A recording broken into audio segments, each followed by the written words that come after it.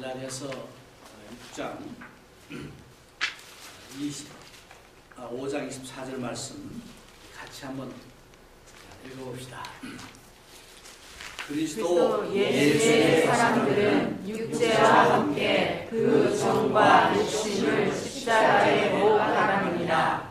만일 우리가 성령으로 살면 또한 성령으로 행할지니. 기도하겠습니다. 하나님, 오늘도 이렇게 저희들 모여서 아버지 하나님께 찬양을 드리고 또한 기도를 드리고 이 시간은 하나님의 귀한 말씀을 전하는 시간입니다. 부족한 것에 둔한 입술을 주장해 주시고 하나님의 귀한 말씀이 선포되어서 우리 모든 성도들의 마음을 움직이고 또 새롭게 힘을 얻고 결단하는 그런 시간이 되기를 원합니다. 한 말씀이라도 땅에 떨어지지 않도록 도와주시고 잡념이나 또는 한 귀로 듣고 한 귀로 흘러버리는 그런 일 없도록 주여 도와주시옵소서. 감사하며 우리 주님 예수 이름으로 간절히 기도하였습니다. 아멘. 그리스도 예수의 사람들은 바꾸고 말하면 크리스찬이죠. 크리스찬은 은혜와 함께 그 육신과 육체와 함께 정과 욕심을 십자가에 못 박아낸다. 예수님께서 제자들의 조건을 얘기하시면서 처음에 하신 말씀도 누구든지 나를 따르려거든 그 다음에 뭐예요? 자기를 버리고 부인하고 그 말씀하고 이제 연관된 그런 말씀입니다.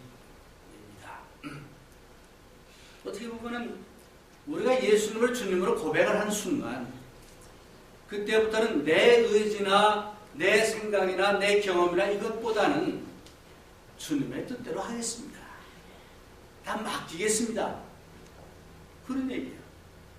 그 말이 다른 말로 하면은 육체와 함께 정과 욕심을 십자가에 못 박는다. 죽인다. 그런 뜻입니다. 2014년도를 맞이해서 한 달이 훌쩍 가버렸습니다. 지난 한 달 동안 여러분 과연 어떤 삶을 사셨습니까? 이러한 믿음의 삶을 사셨습니까? 아니면 정말 지혜로운 여호와를 경외하는 그런 삶을 살았습니까? 저는 이 말씀을 염두에 두고 자, 그럼 구체적으로 나를 십자가에 못 박고 내 육신의 욕심과 정을 못 박으려면 어떻게 하는 것이 필요한가? 조금 더 이렇게 좁혀가지고 어떻게 해야 되냐? 그래서 오늘 설교 제목을 소제목으로 욕심을 버리자 하는 말씀으로 전해드리겠습니다. 성령으로 인도되는 그런 삶을 사는데 그 소제목으로 오늘은 욕심을 버리는 삶에 대해서 한번 생각을 해보기를 원합니다.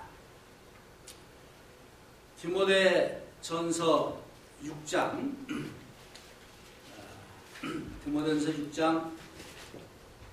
6절서부터 10절에 보면은 이런 말씀이 있습니다. 그러나 지족하는 마음이 있으면 경건이 큰 이익이 되느니라. 우리가 세상에 아무것도 가지고 온 것이 없으매 또한 아무것도 가지고 가지 못하느니 우리가 먹을 것과 입을 것이 있은즉 족한 줄로 알 것입니다. 부활하는 자들은 시험과 올무와 여러 가지 어리석고 해로운 정욕에 떨어지나니 곧 사람으로 침륜과 멸망에 빠지게 하는 것이야. 돈을 사랑함이 일만하게 뿌리가 되나니 이것을 사모하는 자들이 미혹을 받아 믿음에서 떠나 많은 근심으로써 자기를 찔러도다. 자, 그러면 욕심이 뭡니까? 세상에 살아있는 사람치고 욕심 없는 사람 하나도 없습니다. 만약 여러분 중에 욕심 없는 사람 있으면 한번 나와보세요. 세계 토픽감이 될 겁니다. 제가 아주 SNS로 해가지고 쫙 한번 하겠습니다. 욕심 없는 사람. 누구나 욕심이 다 있어요. 이 욕심에 대해서 한번 생각을 해봤습니다. 크게 두 가지 종류의 욕심이 있는 것 같아. 하나는 선한 욕심이 있고 또 하나는 그야말로 욕심이 있습니다. 그럼 선한 욕심은 뭐냐? 선한 욕심은 하나님을 위해서 더 무언가 하기를 원하고 하나님의 뜻대로 하기를 더 욕심을 내서 하는 그런 욕심을 선한 욕심, 또는 나보다는 다른 사람을 위해서 섬기는 그런 어떤 일, 그런 데 대한 욕심, 이런 욕심이 있습니다. 그런 차원에서 이런 욕심은 필요한 욕심이다. 저는 그렇게 생각합니다.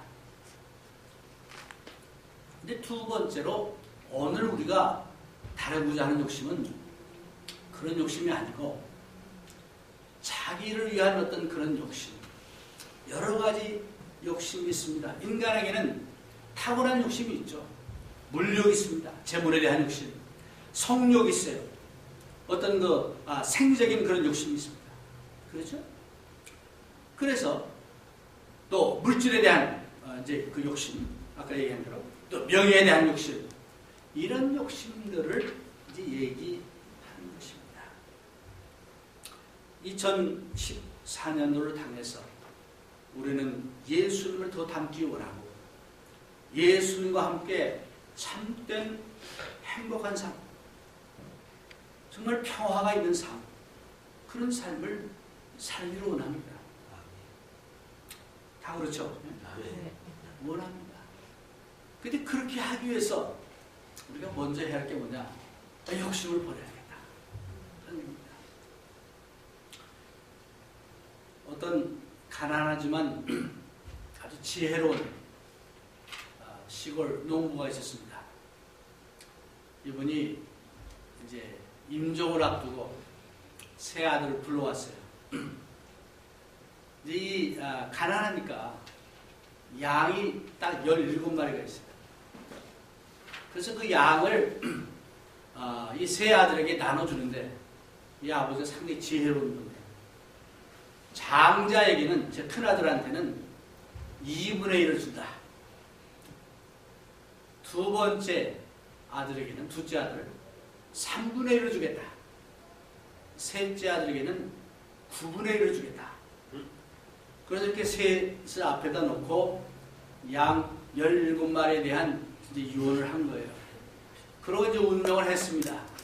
아버지가 돌아가신 다음에 장례를 치르고 이제 유산 상속을 해야 되는데 17마리의 이제 큰아들이 2분의 1을 따져보니까 8.5마리.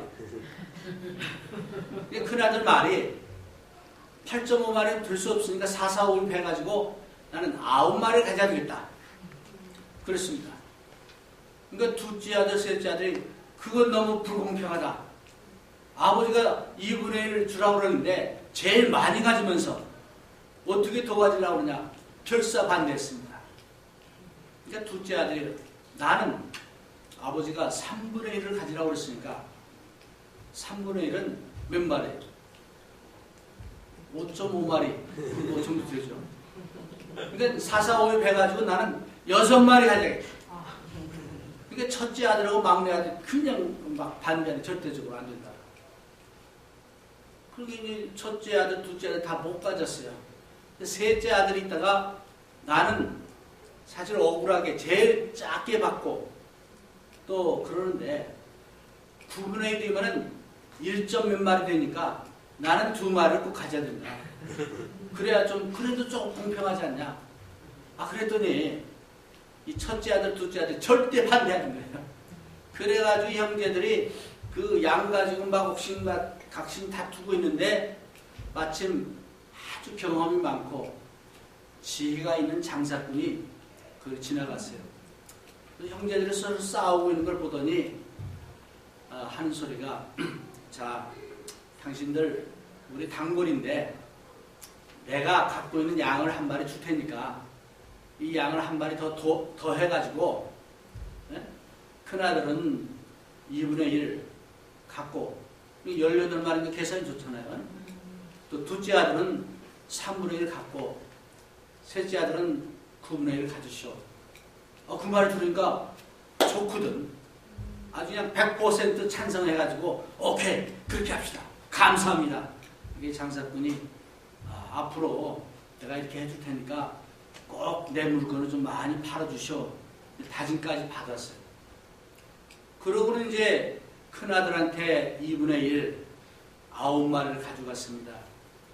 둘째 아들이 3분의 1 6마리를 가져갔어요. 셋째 아들이 9분의 1 2마리를 가져갔어. 다 가져갔는데 보니까 한 마리가 남아. 이게 남는다. 근데 바로 장사꾼한테 돌려줬어. 그래서 평화가 왔다. 그런 얘기가 있습니다. 욕심이 조금만 내가 양보하면 괜찮은데 그거 양보 못해가지고 우리 일상사에서도 얼마나 많은 이런 일들이 벌어집니까? 이 경험 많고 또 참 셈이 많은 장사꾼은 바로 그걸 본 거죠. 그 인심 쓰면서 생색내면서 이제 그렇게 했는데 그러듯이 우리가 이 땅에 살면서 욕심이 좋은 욕심 말고 욕심이 나쁘다는 것은 예수 믿는 사람이나 안 믿는 사람은 다 압니다. 그렇죠?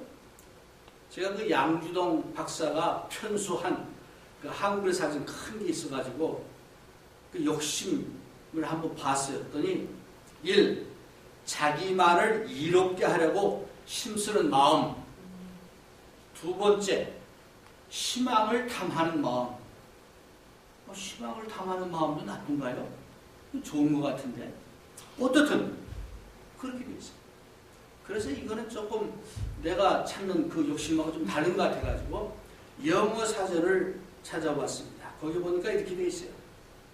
필요한 것이나 가질 수 없는 것에 대한 지나친 욕구, 특별히 물질적 측면에서 재물이나 명예에 대한 지나친 욕구, 이것이 욕심이라고 되어 있습니다.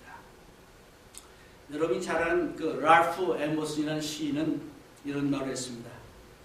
탐욕, 즉 욕심은 무덤에나 가야 끝난다. 그러니까 죽기 전에는 그 욕심이 안 없어진다. 그런 얘기입니다.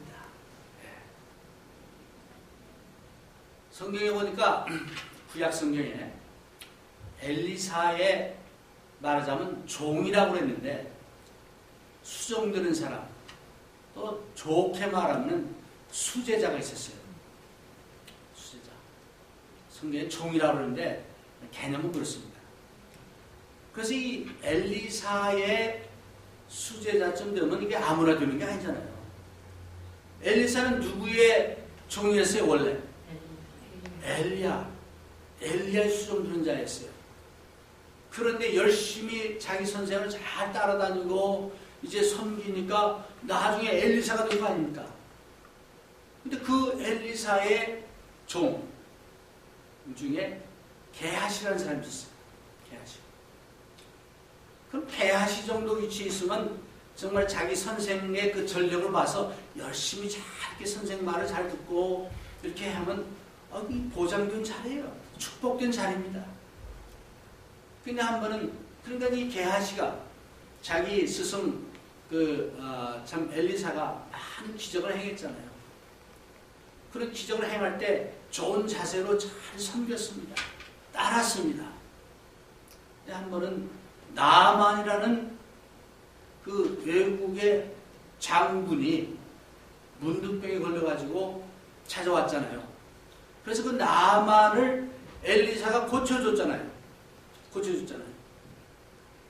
근데 이 나만이 그냥 바리바리 선물을 싸가지고 와서 엘리사에게 주려고 그랬더니 엘리사가 No, thank you. 안 받았잖아요. 이거는 하나님께서 하신 건데 받을 수 없다. 근데 게하시가 가만히 보니까 욕심이 생긴 거야. 아니 이런 좋은 기회인데 우리 선생님 이것도 왜 그래? 한마디만 하면 될 텐데 이거 가져온 거 또 좋은 일도 해줬는데 그런 생각이 드는 거예요. 그래가지고 나만이 문병이 난 다음에 쌓아왔던 것을 도로 다 가지고 이제 갑니다. 그러니까 게하시가 점점 생각할수록 욕심이 점점 커진 거죠. 근데 거기서만 끝났으면 좋은데 이제 진짜 욕심이 생겨가지고 어떻게 했습니까? 자기 선생, 자기 스승 그 엘리사 몰래 빠져나와가지고 큰 불이 나게 쫓아가가지고 나아만을 이제 쫓아갔죠. 그러면서 거짓말을 한 겁니다. 우리 스승님이 뭐 돈 얼마 하고 그 겉옷 2벌 하고 이거 달랍니다. 나만이 아이고 얼마나 반가워요. 그렇잖아요. 미안하고 꼭 이렇게 대접을 하고 싶었는데 그래? 그럼 2배로 내주겠다고 아주 기쁘게 이제 줬잖아요. 근데 자기 스승 엘리사는 다 알고 있어요. 찾아보니까 게하시가 없었어. 척하면 착이잖아요. 그래 돌아온 다음에 어디 갔다 왔냐? 그러니까 뭐 거짓말 했겠죠. 결국은 엘리사가 내 그 잘못, 내 욕심 그것을 인해서 너는 나만이 가졌던 문둥병을 너한테 갖게 합니다. 그 즉시 문둥병자가 됐습니다. 열왕기하 7장에 보면은 4명의 문둥병자 얘기 나옵니다. 근데 그 유대인들 랍비 그 전승에 의하면은 그 4명의 그 문둥병자가 누구냐? 게하시하고 게하시 세 아들이라고 그렇게 전승되어져 있습니다. 이 게하시가 그놈의 욕심 때문에 그까지 그 돈 몇 푼하고 옷 2벌이 뭐가 근데 그거에 눈이 멀어가지고 그것 때문에 그 모든 것을 잃어버리는 이런 어리석은 일을 행하는 것을 봅니다. 오늘 여러분이나 저나 살아가면서 참 욕심 때문에 여러 가지 많은 잘못된 일을 또 많은 것을 잃어버리는 경우를 당합니다. 성경에 보니까 욕심이 가져오는 여러 가지 결과를 얘기하는데 첫 번째 보니까 야고보서 4장 1절에서 3절에 보니까 욕심이 모든 싸움과 전쟁의 원인이래. 욕심. 애들도 가만히 보면 애들 키우면서 보면 별거 한 거 가지고 이 똑같은 거 가지고 그냥 싸우는 거야. 그 욕심 때문에. 아브라함 링컨이 한 번은 그 집에 그냥 대판 막 그냥 애들이 막 그냥 난리가 났어요. 막 그냥 싸움하고 막 소리 지르고. 어떤 그 이웃에 있는 다른 사람이 무슨 일이 났습니까? 그러니까 아브라함 링컨이 그걸 떠오르면서 보통 사람들이 하는 그런 일이 났습니다. 그러면서 하는 얘기가 내가 저 아이들한테 호두 3알을 줬더니 서로 하나씩 더 가지려고 저렇게 싸움질하고 있습니다. 둘인데 3알을 줬으니까 싸움이 나죠. 네. 사람들이 하는 일이다. 이제 그런 얘기죠. 이제 그래서 욕심이 모든 싸움의 원인이라고 야고보 저자는 지적해주고 있습니다. 어쩌면 오늘 여러분들이 크고 작은 많은 그 싸움을 할 때 가만히 그 뿌리를 한번 찾아보세요. 욕심입니다. 그 욕심만 좀 버리면은 싸움이 뭐 안 나올 수도 있고 나왔다가도 금방 끝날 수 있을 텐데 그 욕심 때문에 계속 싸움을 하는 그런 경우들이 얼마나 많이 있습니까? 그래서 혹시라도 여러분들이 나는 옳다, 내가 잘하고 있다 라고 할지라도 싸움을 한다든가 분쟁이 있을 때 한번 스스로 내 마음속에 욕심이 없나 있나 살펴보시겠어요? 성경에 보니까 욕심이 분쟁을 일으킨다고 했습니다. 두 번째 보니까 욕심은요, 더 좋은 것을 잃어버리게 한다. 때로는 지금 당장 눈앞에 있는 것 보니까 내가 이걸 가져야 되겠는데 뺏기게 생긴 것 같이 그런 경우들이 많이 있습니다. 차라리 그냥 줘버리면 내 더 큰 걸 받을 수도 있는데, 이거 대표적인 예가 누가복음 18장 23절에 보면 어떤 관원이 예수님을 찾아왔습니다. 선한 선생님이여, 어떻게 해 영생을 얻을 수 있겠습니까? 예수님 먼저 그 질문 자체를 시작을 해줬어. 선한 선생님이 뭐냐? 선한 사람 하나도 없다. 그러면서 이제 그 하나님의 계명을 얘기합니다. 뭐 이것도 하고 저것도 하고. 그러니까 이 관원이라는 사람이 그건 제가 어렸을 때부터 다 하는 겁니다. 대답했죠. 그러니까 그래? 그럼 내 갖고 있는 것을 다 팔고 다 팔아요. 가난한 사람을 구제하라. 그러니까 이 사람에게는 그 재물에 대한 그 욕심이 강하지 않아요. 예수님 그걸 보시고 이제 거기서 그런 얘기를 하는 겁니다.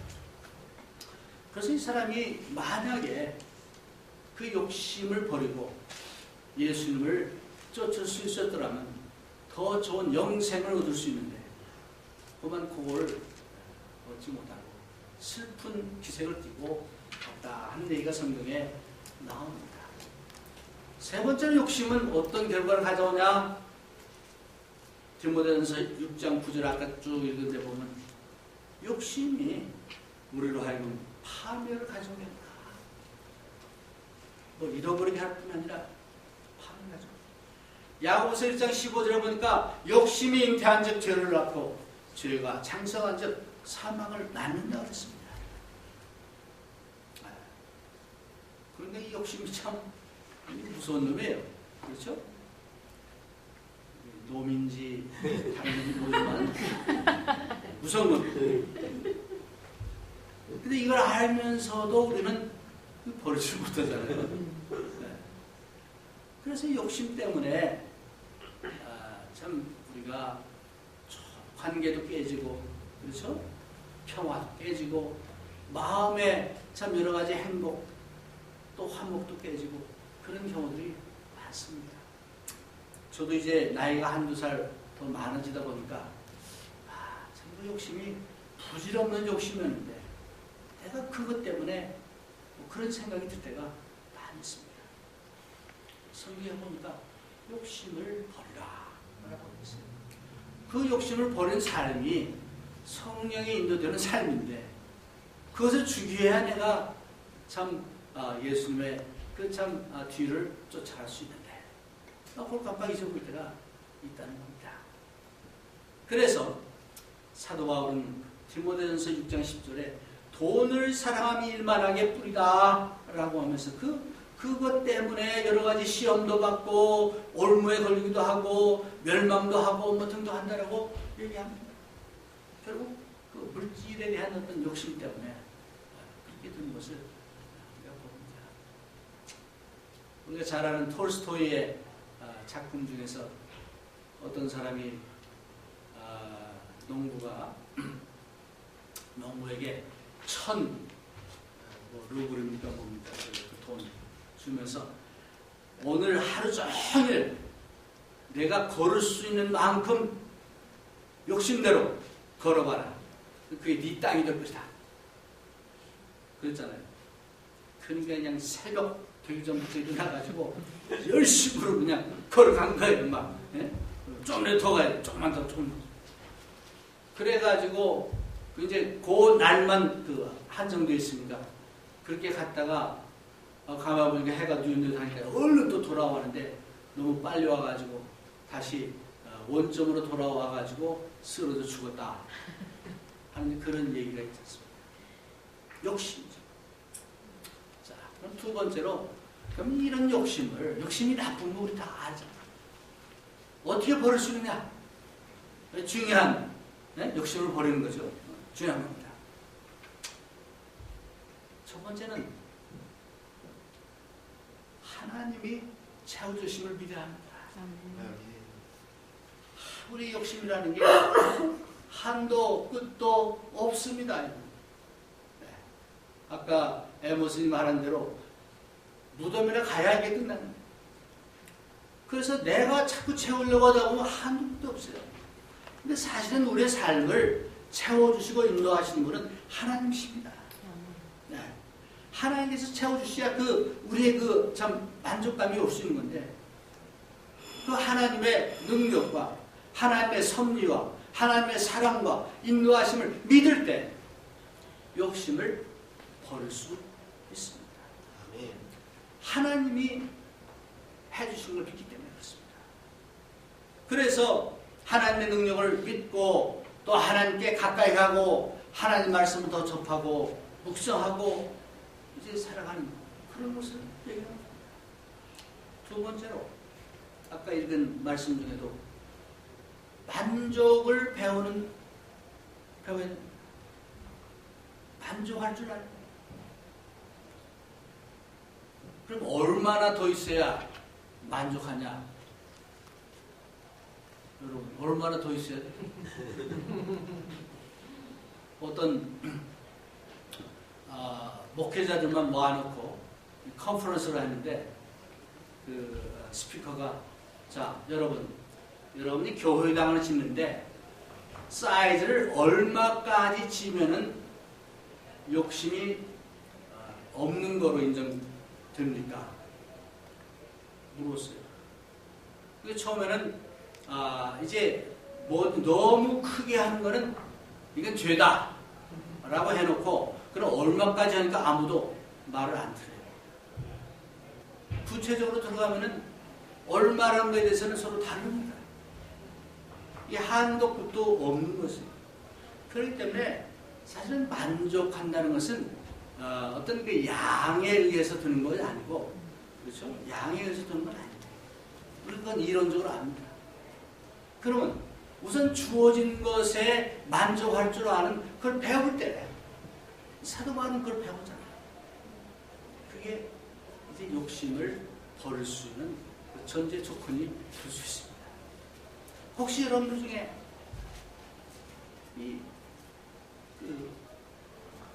욕심을 나는 뭐 별로 욕심 없어 라고 생각하는 분 있으면 정직하게 하나님 앞과 사람 앞에서 정말 욕심이 없나? 나는 그래서 조금만 네? 근데 문제는요, 욕심을 조금만 더 하는 게 욕심이에요. 조금만 더 가지면 내가 만족할 거야. 근데 그 조금만 더 안 끝나. 그것 때문에 욕심이 생기고 문제가 됩니다. 그래서 오늘부터라도 여러분들이 갖고 있는 어떤 여러 가지 그 상황이나 자산이나 뭐 이런 걸 아주 아내나 또 남편이나 또는 뭐 부모나 형제나 또는 우리 교회나 성도들이나 우선 감사하고 만족하는 것을 한번 배우십시오. 아멘. 그래서 감사해 보십시오. 그 욕심을 버리는 비결 중에 하나다. 세 번째로 성경에 보니까 예수님의 말씀입니다. 보화를 어디다 쌓으라고요? 하늘나라에. 하늘나라에 쌓으라고 했어요. 왜? 이 땅에 쌓는 보화는 다 갖고 가지 못합니다. 사실. 다 알죠? 그러면서도 그것 때문에 싸우고 다투고 그것 때문에 마음 상해하고 그것 때문에 뭐 여러 가지 많은 게 있죠. 그래서 주님께서 말씀하기를 이제 매일매일 주신 것에 만족할 줄 알아야 되고 또 하늘나라의 보화를 쌓는 일, 선을 베풀고 복음을 전하고 말씀대로 살아가고 이런 것들을 통해서 욕심을 버릴 수 있다. 네 번째로 욕심을 어떻게 버리냐? Just do it. 버려야 돼. 버려야 돼. 욕심이 나쁜 거 알잖아요. 또 성경에 버리라고 그랬잖아요. 뭐 버려야 돼. 근데 이게 고민을 하면서 내가 어떻게 하면 욕심을 버릴 수 있을까? 이게 철학적으로는 어떻고 성경적으로는 어떻고 뭐 그리고는 어떻고 아무만 따져봐야 소용없어. 욕심이 안 좋은 것을 알고 하나님께서 주님께서 욕심을 버리라고 그랬으면 버려야 돼. 근데 이 욕심이라는 걸 갖고 이게 뜨거운데 그 욕심이 이게 참 이게 안 좋은데 못 좋은데 하면서 이걸 못 버리고 그거 가지고 고민하고 뭐 한번 해봐야 버려지지 않습니다. 욕심은 죄를 잉태한다고 그랬어요. 그러니까 죄를 잉태하는 거라면 아주 미련 없이 버려야 되지 않겠어요. 그래서 혹시 스스로 한번 물어보세요.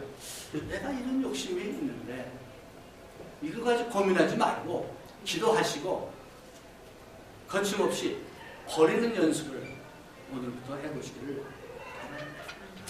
결론의 말씀을 드립니다.